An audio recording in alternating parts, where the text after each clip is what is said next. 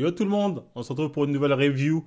Aujourd'hui, on va parler d'une review que j'ai vue, qui était une recommandation d'Anime Samas, pour le coup, qui s'appelle Kotaro en solo. Donc, c'est un anime de 10 épisodes et un manga aussi à la base. Et honnêtement, j'ai vraiment bien aimé. J'ai vraiment bien aimé. Donc, on suit l'histoire d'un enfant de 4 ans, ou de 5 ans, je sais plus quel âge, qui vit seul dans son appartement et qui va faire la connaissance de ses voisins. Et les voisins vont dire, attends, pourquoi t'es tout seul? Et en fait, plus ça avance, plus voilà, tu apprends pourquoi il est solo, sa situation familiale. Bon, c'est surréaliste. De la réalité, jamais de la vie, un enfant, il va avoir son appart solo, un truc comme ça. Mais bref, ça c'est juste pour ramener le truc. Mais les thèmes abordés sont vraiment intéressants. Et dès l'épisode 1, franchement, j'ai accroché direct.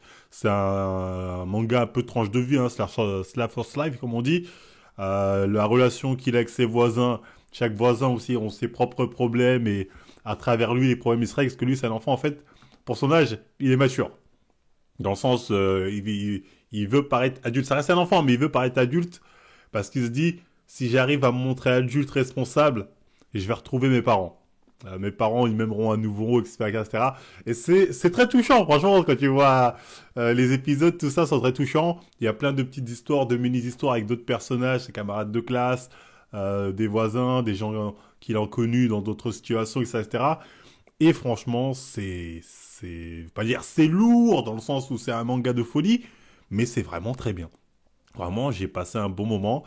Je pense que, je sais pas s'il y aura une saison 2 parce qu'en fait, la fin, moi je pensais que ça allait conclure en 10 épisodes, en plus c'est des épisodes de 27 minutes quand même, tu vois, c'est pas rien. Je pensais que ça allait conclure le délire, mais ça n'a pas conclu, même si la fin est très bien.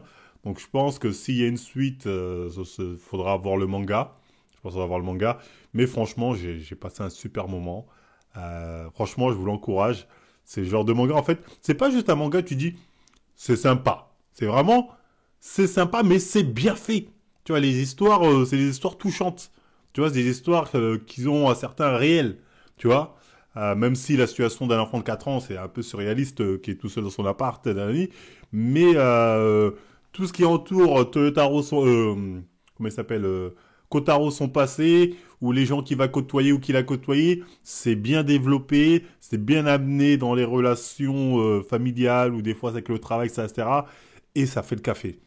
Donc franchement, je sais pas quoi vous dire d'autre à part regarder Kotaro en solo, c'est vraiment bien. C'est le genre de manga de tranche de vie qui, pour le coup, fait le taf. Fait vraiment très très bien le taf.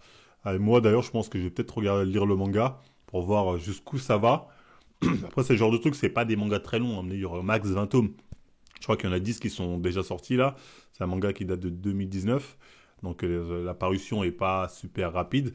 Mais honnêtement, c'est très très bien. C'est à voir. Je vous encourage vraiment à le voir. Parce que vous passez un excellent moment. C'est sur Netflix, hein, donc faites-vous plaisir. Kotaro en solo. C'est vraiment très très bien. Donc bref, c'est tout ce que j'avais à dire sur Kotaro Live Alone. Dites-moi ce que vous avez pensé en commentaire, si vous l'avez vu ou pas vu. En tout cas, si vous l'avez pas vu, je vous encourage vraiment, vraiment à aller le voir, car c'est le genre de Slayer First Live qui est très, très bien fait dans le thème, comment c'est ramené, et on passe un excellent moment. Voilà. À plus tout le monde.